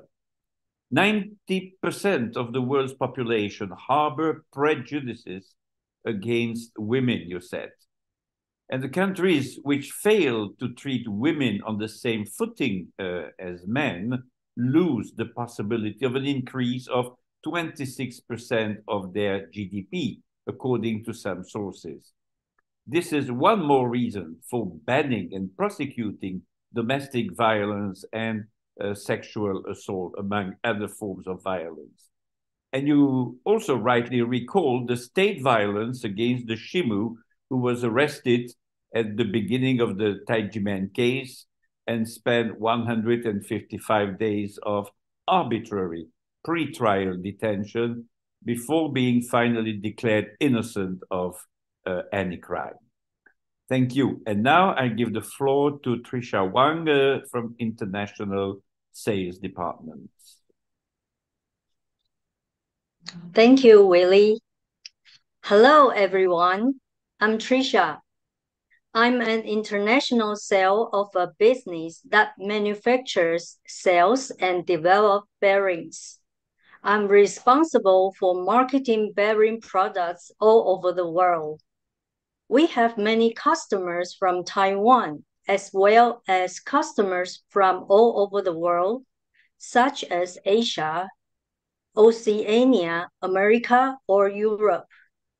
Because of my work, I usually pay attention to international events, such as the Russia-Ukraine war, the Israel-Palestine conflict, and the development of the post-pandemic situation. Because of the war between countries, we have lost the business who comes from Russia and Israel. I deeply realized that as a member of the global village, everything that happens in every corner of the world will affect our lives. From countries to individuals, all need mutual understanding and peaceful coexistence in order for the sustainable development of the earth. When I was 14 years old, I followed my mother to Taijimen Academy to practice Qigong. After graduating from the postgraduate, I began to suffer from physical problems and kept catching colds. When I was working, I often felt numbness in my feet and sore weight due to sciatica, and I couldn't work well. After more than half a year of intensive practice Qigong, the sciatic nerve problem has been greatly improved. The 1219 case in Taijimen is a heavy and heartbreaking history. At the time of the incident, I actually found out about it from the news media. I saw that prosecutor Hou Kuanren led a large number of media to conduct a bombastic search, that my Shifu was actually taken into custody, that the news media continued to report unconfirmed negative news. My Shifu was accused of raising goblins without any scientific basis. Immediately after that, all the academies where we practiced Qigong were closed down one by one. And many brothers and sisters did not dare to go to the academies to practice Qigong for fear of suffering from innocent calamities and avoided them one after another. It's too painful to recall all these violent acts. He just intended to destroy each and every one of us. This kind of act is really hateful. In fact, in 2007, the Supreme Court of the Third Criminal Trial has ruled that Taijiman had no fraud, no tax evasion, and no violation of the tax collection law. It is determined that the gift from the Dizis, we call red envelopes, to Shifu is a gift, and that is tax exempt according to law. The Administrative Court of State and the Ministry of Finance also won 18 administrative remedies. The Supreme Administrative Court ruled that Taijiman is a martial arts and self-cultivation menpai. But because the tax authorities abuse their power and overrode the 5 courts, they completely ignored the judgments of the Criminal Court and the Supreme Administrative Court, so that the fake tax bill that was created out of nothing still cannot be completely rehabilitated. The unjust, wrong, and false case of Taijiman has been delayed for over 27 years after 3 political party rotations. And our country is still unwilling to face the facts and return justice to the people. This country is violently persecuting human rights.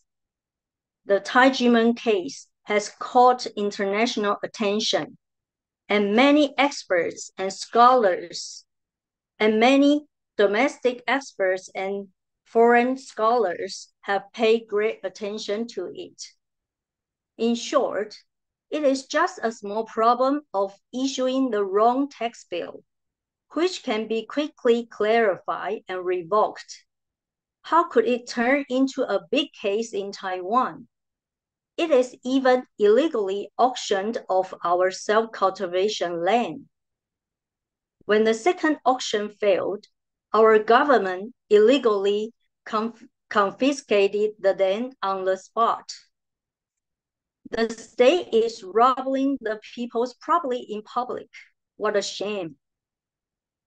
My Shifu, Dr. Hong Daozi, the Grand Master of Taijiman, has led his Dizis to spread the message of conscience, love, and peace around the world, and has visited 103 countries so far. And Taijiman Dizis have been internationally praised as international peace and goodwill ambassadors, even phrasing us as a blessing from God to the world. When I see many mothers and sisters who have dropped their housework and stood on the streets to protest with their brothers and sisters, they are not only fighting for their own human rights, but also for many families who have suffered the same persecution. What I want to say is that the victims of the Taijiman case cannot only women and the Taijiman Dizis, but the whole of Taiwan and even the world. 25 senior international scholars and human rights experts have written a joint letter to President Tsai Ing-wen. Among them, Professor Massimo Intravenia, an international religious sociologist, expressed the hope that the Taiwan government will face up to the damage to Taiwan's international image caused by this incident. And he also called for a political settlement and not to send a rope to let people hang Taiwan. Therefore, on this special day, I would like to appeal to Taiwan government to have the courage to face and correct its mistake and to solve problems with conscience and integrity. Countless public, administrative, judicial, and social costs should not be wasted. It also determines the state system, causing the people to lose trust in the government and even lose the international image. Thank you for your listening. Thank you, Tricia Huang, for sharing your testimony. And it's great that you have such an opportunity to travel a lot outside Taiwan for your job, because you remain close to international events. And you hereby understand that in our global village, everything is interrelated, and the conflict somewhere can affect the daily life of many people on another continent. As you can be close to such tragedies, you can also share the teachings of Dr. Hong about peace and love. And now I will give the floor to the last Dizzy, Yu Yi Hong, a student at the NC2TU. The floor is yours. Thank you, Willie. Good evening and afternoon, everyone. My name is Yu Yi Hong, a Dizi of Taijimen. It is my honor to participate in this international forum. I joined Taijimen when I was in elementary school, and it has been over 10 years since then. The brothers and sisters are always passionate, caring for each other. They are very willing to share their life experience during heart-to-heart talks and will help each other if they are in difficulties. This made me fond of the atmosphere of the big family.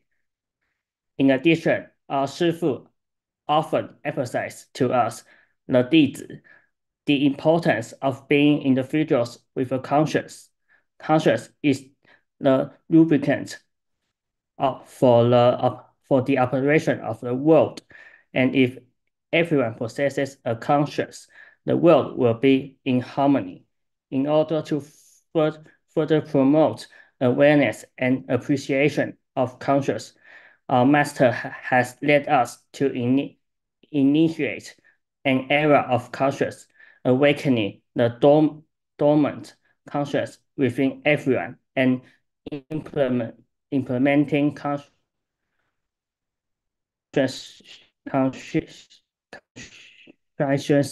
actions. For instance, due to my background in the College of Science, I place great importance on scientific research. For setting research goals and finding experimental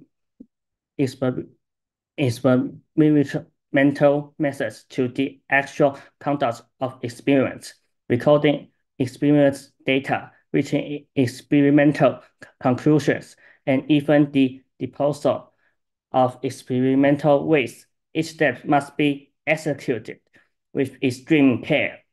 It is especially crucial in the planning and execution of experiments, requiring thoughtful consideration and meticulous operation to avoid accidents that could endanger oneself or others. Proper disposal of waste after experiments is equally important, as the chemicals used in experiments often have the potential to pollute the environment.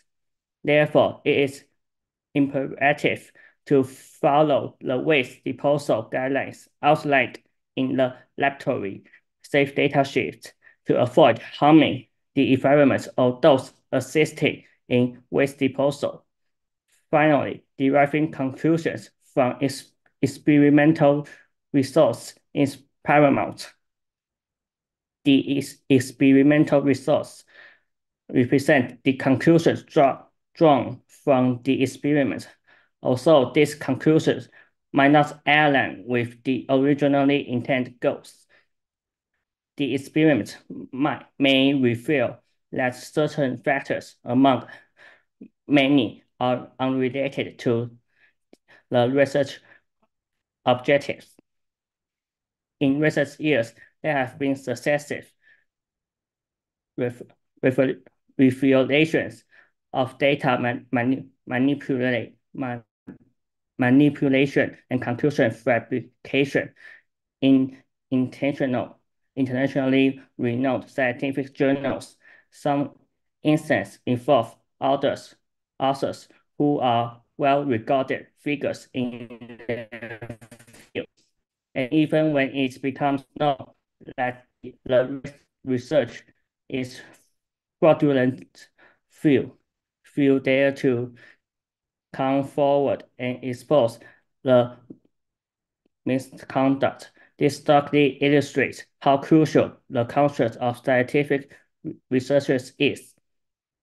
Given that many individuals lack access to the complete experimental details or conditions, they must rely on the author's descriptions to stimulate the experimental processes. Our Shifu has led us to travel around the world for cultural exchanges, promoting a culture of love, peace, and conscience with such a spirit of universal love. Unfortunately, Taijiman became an unintended victim of the government's crackdown on religious groups, facing unwarranted consequences. We were unlawful prosecuted by the then prosecutor Kou Kuanren, exacerbated by widespread misinformation in the media, causing significant harm. Despite facing such injustice, Taijiman has not compromised on seeking justice. Over the years, our Shifu has guided Taijiman Dizi to pursue legal remedies while simultaneously promoting a culture of cautious love and peace worldwide. Whether at national celebrations, the Taipei Universiade, the Sydney Olympics, or even the United States Capitol, Taijiman has been a participant in these significant events. For many years, our Shifu and Dizi has visited all 5 continents, engaging in friendly cultural exchanges, earning the title of International Peace and Goodwill Ambassador. While I personally haven't had the chance to participate in public demonstrations, I have joined youth formations. During these practices, outdoors without air conditioning and sometimes without shade, practices under the sun cause the temperature to rise sharply when everyone gathered. Some participants were drenched in sweat halfway through. Moreover, formation practice emphasizes uniformity, and each person's movement must be consistent, often requiring repeated practice. I'm grateful for these experiences as they have cultivated in me a perseverance and resilience that I can apply to my future path in life. The Taijiman human rights persecution case has also taught me the spirit of perseverance and unwavering effort, despite the court's definitive ruling that we are innocent and have no outstanding taxes. The National Taxation Bureau continues to issue unlawful tax bills. Moreover, they have forcibly auctioned off the planning site for Tajiman's dojo, claiming it as the state's property. This indicates a blatant disregard for the court's decision, a lack of respect for the judiciary and human rights by the NTB. Currently, we are continuing our fight for truth and our rights, demanding the return of all unlawfully confiscated properties. Simultaneously, we are also advocating for those in Taiwan who are facing tax persecution, standing together in the struggle for justice. The experience I gained from formation practice cultivating perseverance and resilience proved crucial when facing a crucial moment in my high school education. From elementary school to high school, my academic journey has been relatively smooth, and my grades were the one aspect I was never worried about. However, as I approached the most critical stage for transitioning to university, I encountered my first major setback, failing the college entrance examination. Watching my classmates jubilantly celebrate their success when I felt grateful, I couldn't help but wonder why I was the only one facing this disappointment. Just as I was on the brink of giving up, I suddenly recalled what I had learned during formation practice, the perseverance gained through consistent effort. Determined to give myself another chance, I decided to take a different path. While others joyfully prepare their college application materials, I diligently studied and prepared for the following examination. While others refilled in leisures, I worked tirelessly. Fortunately, the hard work pays off. I performed well in the following exam. I chose my strengths and interests, chemistry, as my major. My goal now is to become a chemist, a journey I pursue with dedication. I would like to express my thanks to Shifu from the bottom of my heart. Without his teaching, I will not be where I am now, and I will always not forget my first heart to be the master of my own conscience and share this wish with all people. That concludes my sharing. Thank you for your listening. Yeah, and thank you, Yui Hong, for your testimony. You were very young when you joined Taijimen, following the good behavior of your senior brother and sisters who were caring for each other. And in your studies, you have found another source of inspiration to be successful, Dr. Hong's teachings about the perseverance to be gained through consistent efforts. Thank you again for participating in this webinar. And now I will give the floor back to Camelia, who will introduce Marco Respinti. Yes, after such a interesting, with so many sharings and showing or representing in words the struggle that Taijimen, and including the women, Dizzy from Taijimen, had during the years, we'll go now for the conclusions. And for this, we will invite Marco Respinti to take the floor. Marco is an Italian professional journalist and also a member of the International Federation of Journalists, contributing to several journals and magazines, both in print and online, both in Italy and abroad. He is also a member of the Advisory Council of the European Federation for Freedom of Belief. He serves as the director in charge of the academic publication, the Journal of Cesnur and Bitter Winter, a magazine on religious liberty and human rights. Marco, the floor is yours. Thank you very much, Camelia. Thank you all for following our very deep and intense webinar today on a very special day. All the day of observance that we celebrate through webinar are precious, but I think today we have a speciality within the special events. It is very important to address the topic we are addressing, because violence against women is a very nasty thing, and it's repeated, and it needs to come to a conclusion now.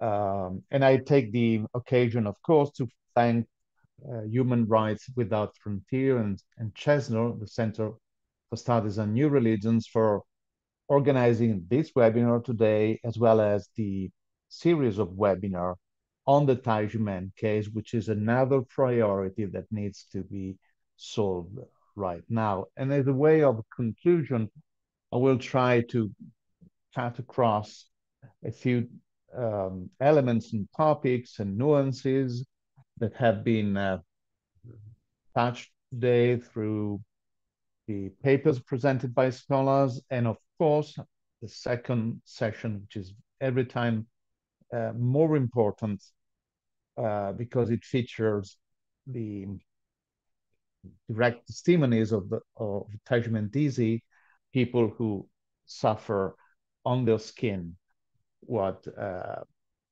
whole movement is suffering since more than a quarter of a century. And so let me just conclude reflecting a little bit on this general topic by saying that it could seem naive to put violence, women, and freedom of religion or belief in the same sentence, even more to make that the title and subject of the webinar, where scholarly papers are presented alongside first-hand testimonies from disciples of a Taiwanese spiritual movement, Taijimen.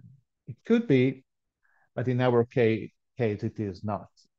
In fact, those three elements, violence, women, and freedom of religion or belief, combine variously in ways I would like to draw attention to. First, violence and women, combined to the effect of making us reflect on the fact that women often suffer violence from men, and not because men are stronger. To reduce the topic to this platitude is to repeat a falsity. Weakness and strength are not a matter of gender, but of individuals. The point is rather social power. Socially, women often suffer more violence than men, because in most cases, men enjoy superior social power and they impose it on all, starting from women. This practical superiority of men may have different origins. It may be by an imposition of men on women, as well as a self-inflicted imposition by the women themselves. This happens when women persuade themselves on the false idea that nature endowed them with a secondary role that leads to submission. On the other side, a symmetrical mistake happens when women think to be, by definition, superior to men. The abuse lies in evaluating all in terms of superiority and inferiority, whereas it is the difference in complementary roles that enriches relationships. Second, violence and freedom of religion or belief combine in many ways. I just present two. One is when religions and beliefs offer a distorted view of the genuine religious sentiment, culminating in the justification and even advocacy of violence. The other is when freedom of religion or belief is blatantly denied through the use of violence. Third, women and freedom of religion and belief similarly combine in several different ways, and I underline two. One points at women as holders of a key role in preserving the fundamental right of all human beings to religious liberty. The part played by women in family and society is undisputable when the transmission of values, norms, and even sensitivities is concerned. With their natural delicacy and attention, they nourish and embellish what is worth nourishment and embellishments in life, especially the ultimate human questions we address when we deal with religion, spiritual beliefs, and creeds. Of course, not only do women play a key role in the crucial struggle for religious liberty, but it is also safe to say that if the role of women at that is poor, then the overall result is poor as well. I promise another consideration as to the combination between women and freedom of religion and belief. Here it is. Denials of liberty regarding religion, belief, or creed always ends up and often starts with the repression of women. A classical case, what we see in Iran today. In that country, a violent interpretation of Islam, which is challenged and criticized by many other Muslims, discriminates women and promotes violence against them just because they are women. They may be women who wish to be equal to men in their education as university students, or women accused of not exactly fulfilling all Islamic or legal prescriptions. It doesn't make any difference, secular or religious. Those females are considered guilty from the beginning just for not being males and wanting to be respected as males are. On the other hand, the atheistic war against religion we see in the People's Republic of China preferably attacks Uyghur and Tibetan women, since women are the future of these peoples and their religious customs. Now, it is not naive at all to put violence, women, and freedom of religion and belief together on the International Day for the Elimination of Violence Against Women, which we are celebrating today, because women do indeed make the difference. I am in constant admiration of the women of Tajiman. They take care, nourish is the word I used before, of the harmonious environment which is indispensable to enjoy peace and serenity and grow in spirit. They care for details and they care for order, from cultural performances to everyday logistic aspects. For example, when delegations and groups visit their homeland in Taiwan or their academies and events abroad. I am not an expert on the Tajiman movement. I am an observer, sometimes a guest, always a friend. I dare to say that Tajiman would be different if it were not for its women. The look, the flavor, and more importantly, the tone of the testimony that the Tajiman movement and its operation give to the world would be different and less beautiful without the women, especially Tajiman's testimony for universal peace. Double is then the violence suffered by the women of Tajiman in 27 years of persecution, based on lies and fabricated evidence. If it is criminal to wage violence against the innocent members of a spiritual school, such as Tajiman is, and such as Tajiman disease suffered for more than a quarter of a century, it is even more criminal to make women specifically pay a supplementary price. It is criminal, but from the point of view of the persecutor, it is also strategic. In fact, women in the Tajiman are the key to a humane environment, just as women at large are the key in the world, that key in the world at large. Since they are, preventing the women of Tajiman from playing their natural and vocational role is tantamount to perpetuating the lie of a non-existent superiority of males over females, cutting the tree of a better world right at its roots. I may be wrong, but as far as I understand, most of the corrupt bureaucrats that have been persecuting Taiji men for so long in Taiwan are male. Not only today, but every single day, it is then the right day to honor the women of Taiji men for their resilience, resistance, and strength, for their efforts in offering a serious alternative to violence, and for their endurance in giving constant and irreducible testimony to the only possible good world. It is that the world where all are free to address the most important questions in life that bind us together and we call religions, beliefs, and creeds, against both anti-religious violence and violent distortion of the genuine religious creed. With the women of Taiji men, and through them, we honor all women. And I do thank you for your attention and for listening. I thank all of you, all the scholars and Lizzie, and we are just approaching the very last step of our webinar today, and we will conclude this special day with another video, a very important video. Thank you so much.